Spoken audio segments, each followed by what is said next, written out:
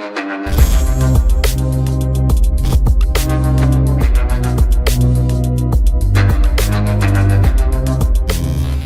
वालेकुम गाइस, कैसे हैं आप। उम्मीद करता हूं कि आप सब खैरियत से होंगे, खुश होंगे और हमारी दुआ है कि हमेशा खुश रहें, हंसते और मुस्कुराते रहें। मेरा नाम है रहमान अनवर और मैं हूं मोहम्मद सुहेल और मैं हूं ज़फर इकबाल। और आज हम जिस वीडियो पर करने जा रहे हैं, इस वीडियो का टाइटल है Pakistan reject UNCS permanent seat says Pakistan media. तो वीडियो भी काफ़ी अच्छी है, तो देखते हैं सबसे पहले वीडियो और बाद में देते रिव्यू। तो चलो वीडियो करते हैं शुरू। नमस्कार नहीं वेलकम यू वर्ल्ड अफेयर्स। मैं हूं प्रशांत धवन। पाकिस्तान को यूएन सिक्योरिटी काउंसिल में परमानेंट सीट ऑफर करी गई थी, मगर पाकिस्तान ने यह ऑफर रिजेक्ट कर दिया। ये रिसेंटली क्लेम किया है पाकिस्तान के मीडिया ने। यहाँ पर आप देख पाओगे, अगेन देखो, रिसेंटली पाकिस्तान के मीडिया ने और इनकी गवर्नमेंट ने पहली बात तो ये क्लेम किया कि पाकिस्तान ने अकेले इंडिया की जो बिड थी यूएन सिक्योरिटी काउंसिल में परमानेंट सीट के लिए, इसको ब्लॉक कर दिया। उसके बाद पाकिस्तान की मीडिया ने यह भी यहाँ पर आप कह लीजिए बोस्ट करना स्टार्ट कर दिया कि पाकिस्तान को ना, जो वेस्टर्न कंट्रीज हैं, जो पश्चिमी देश हैं, यूएस, यूरोप वगैरह, इन्होंने पाकिस्तान को कहा कि हम आपको देते हैं यूएन सिक्योरिटी काउंसिल में एक परमानेंट सीट। एक ऐसा देश जो FATF की ग्रे लिस्ट में है, जिसके पूर्व प्राइम मिनिस्टर अभी रिसेंटली कह रहे थे कि पाकिस्तान कोलैप्स कर सकता है। तो इस कंट्री को यहाँ पे इनका मीडिया कह रहा है कि पावरफुल वेस्टर्न कंट्रीज ने ऑफर किया पाकिस्तान को कि आप लोग अपना खुद का एक कैंडिडेचर लॉन्च करो for the permanent seat at the UN security council. हम आपको बैक कर देंगे और हम आपको बनाएंगे यूएन सिक्योरिटी काउंसिल में एक परमानेंट मेंबर। मगर पाकिस्तान ने यहाँ पर मना कर दिया। अब यहाँ पर आप कहोगे ऐसा ऑफर कोई मना क्यों करेगा, इसका रीजन क्या है। तो पहली बात तो हम जानेंगे कि जेन्युइनली ऐसा ऑफर दिया भी गया होगा या नहीं। फिर आगे यूएन सिक्योरिटी काउंसिल में क्या क्या हो रहा है ये भी हम डिस्कस करेंगे। बहुत कुछ आपको जानने को मिलेगा। मगर आगे बढ़ने से पहले आपसे क्वेश्चन पूछूंगा। प्रोजेक्ट 17 अल्फा बहुत न्यूज में आज के समय। बताना है आपको कि प्रोजेक्ट 17 अल्फा आखिर है क्या। ऑप्शन ए, क्या ये एक स्टेल्थ फ्रिगेट है? ये क्या ये एक नेवी की वॉरशिप है, इंडियन नेवी की? क्या ये कोई इसरो का नया लॉन्च व्हीकल है? क्या ये रशिया का नया मिसाइल है? या फिर क्या ये इजराइल का नया मिसाइल डिफेंस सिस्टम है? कमेंट सेक्शन में करिए उत्तर। सही आंसर मैं आपको दूंगा वीडियो के अंत में। ना, यूनाइटेड नेशन सिक्योरिटी काउंसिल के बारे में आप बचपन से सुनते आ रहे होंगे कि इसका विस्तार होना चाहिए। बहुत लिमिटेड कंट्रीज हैं, गिनती के सिर्फ 5 कंट्रीज आपको मिलेंगे जो परमानेंट मेंबर हैं यूएन सिक्योरिटी काउंसिल में।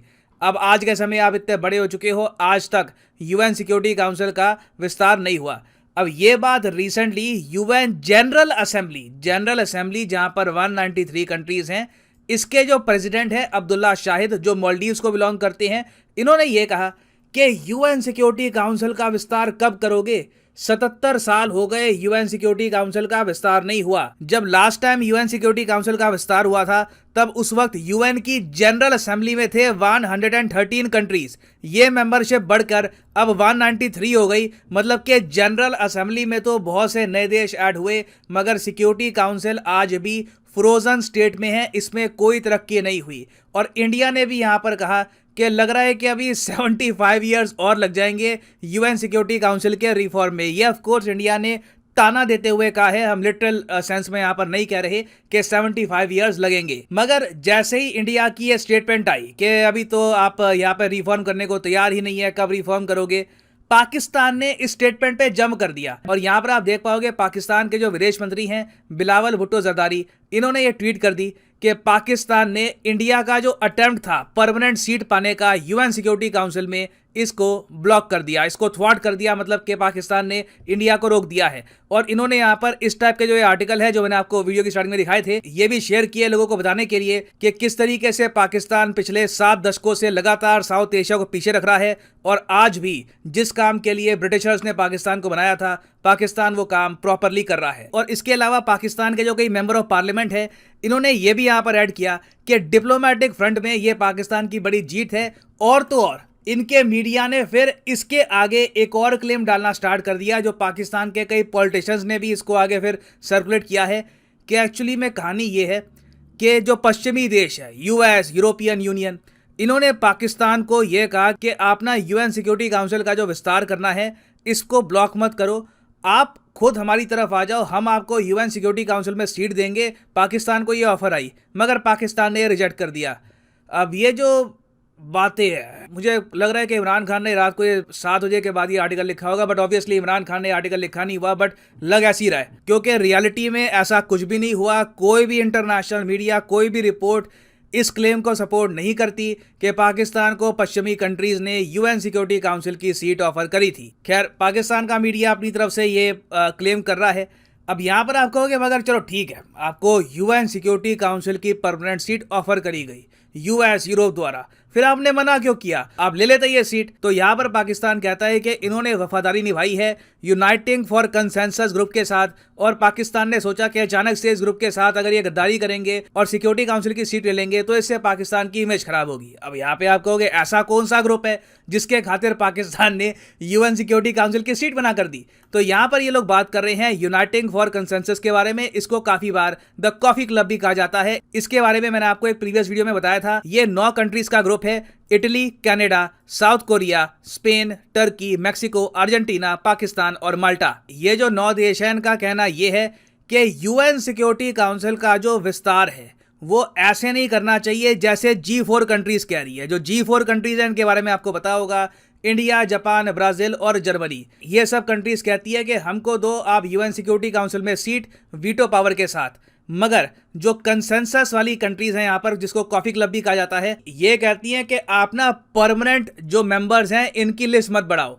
यूएन सिक्योरिटी काउंसिल में जो नॉन परमानेंट मेंबर है, आपको पता होगा यूएन सिक्योरिटी काउंसिल में ये तो स्थायी मेंबर हो गए, उसके अलावा 10 होते हैं अस्थायी मेंबर। ये 2-2 साल के लिए बनते हैं यूएन सिक्योरिटी काउंसिल में मेंबर्स।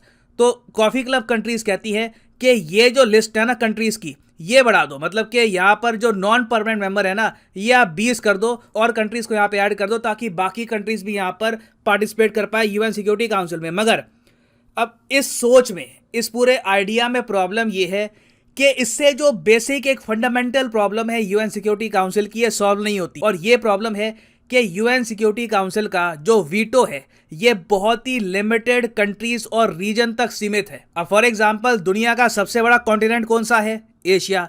एशिया में कितने वीटो वोट है? सिर्फ 1 वीटो वोट। दुनिया के सबसे बड़े कॉन्टिनेंट में सिर्फ चाइना के पास वीटो है। फिर यूरोप में आप अगर देखो, जरूरत से ज्यादा वीटो आपको मिल जाएगा। फ्रांस आपको मिलेगा यूरोप में, यूनाइटेड किंगडम आपको मिलेगा यूरोप में, रशिया आधा यूरोप में आता है, आधा एशिया में आता है। मगर आप प्रेडोमिनेटली कह सकते हैं कि रशिया की जो पहचान है दूर से, it is more of a European country, तो इसको भी आप यूरोप में ही गिन लो रशिया को। और उस सब के अलावा आप यूएसए को और ऐड कर दो, तो बेसिकली वेस्टर्न कंट्रीज के पास बहुत ज्यादा पावर आ जाती है वीटो को लेकर। साउथ अमेरिका, अफ्रीका और इवन एशिया के जो बाकी रीजन है वहां पर वीटो की पावर है नहीं। तो यूएन सिक्योरिटी काउंसिल में प्रॉपर तरीके से डेमोक्रेसी हम नहीं कह सकते आ चुकी है। हर रीजन को रिप्रेजेंटेशन यहाँ पर नहीं मिल रही। और अगर नॉन परमानेंट मेंबर्स की लिस्ट आप अगर कहते हो बढ़ा देते हैं, चलो 20-30 कर देते हैं, it will have no impact. इनके पास वीटो पावर नहीं होगी, 2 साल के लिए आएंगे चले जाएंगे, कोई पॉलिसी कंटिन्यू यहां पर होगी नहीं। तो this is a terrible idea. और मैं कहूंगा इन 9 कंट्रीज की वजह से ही आज के समय यूएन सिक्योरिटी काउंसिल में जो रिफॉर्म्स आने चाहिए वो नहीं आ रहे। तो क्या कुछ कंट्रीज यूएन सिक्योरिटी काउंसिल में जो रिफॉर्म्स हैं उनको ब्लॉक कर रही है? हाँ, ये बात बिल्कुल ठीक है। उनमें से एक कंट्री क्या पाकिस्तान है? ये बात भी ठीक है। मगर इसको घुमा फिरा के ये कह देना कि पाकिस्तान ने इंडिया की सीट को ब्लॉक कर दिया यूएन सिक्योरिटी काउंसिल में, ये एक प्रॉपर इसकी असेसमेंट नहीं होगी। उसके अलावा ये बात बिल्कुल झूठ है कि पाकिस्तान को ऑफर करी गई थी यूएन सिक्योरिटी काउंसिल में एक परमानेंट सीट। इसके बारे में कोई कहीं पर एविडेंस नहीं है। It is simply a story that has been cooked up for the Pakistani public. तो ऐसी इंफॉर्मेशन ऑनलाइन आपको खूब मिलेगी।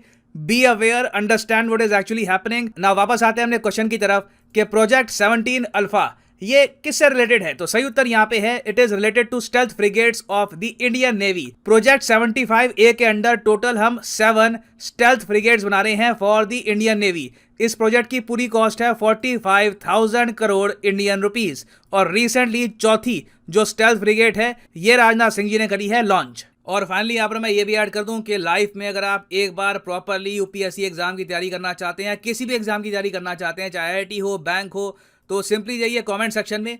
कमेंट सेक्शन में आपको मिलेगी ये पिंड कमेंट और यहाँ पे आप परचेज कर सकते हैं the course of your choice. For example let's say आप प्रिपेयर कर रहे हैं फॉर यूपीएससी, क्लिक करिए यूपीएससी पर और यहाँ पे आपके सामने खुल जाएगा ये पेज और यहाँ पे आप परचेज कर पाएंगे UPSC course for 36 month as well. अगर मान लीजिए आप एक कॉलेज स्टूडेंट हैं, अभी आपके पास टाइम है 2-3 साल का आराम से यूपीएससी की प्रिपरेशन करनी है, तो 36 महीने का जो कोर्स है ये भी आप कर सकते हैं परचेज। मगर जो प्राइसेस यहाँ पर लिखे हैं ये पे करने की जरूरत नहीं है, सिंपली यहाँ पर कोड यूज करिए PD10 and the prices will start following. So use the code PD10 and save money. So इसी नोट के साथ ये है वीडियो का। Thank you for listening and as always God bless you all.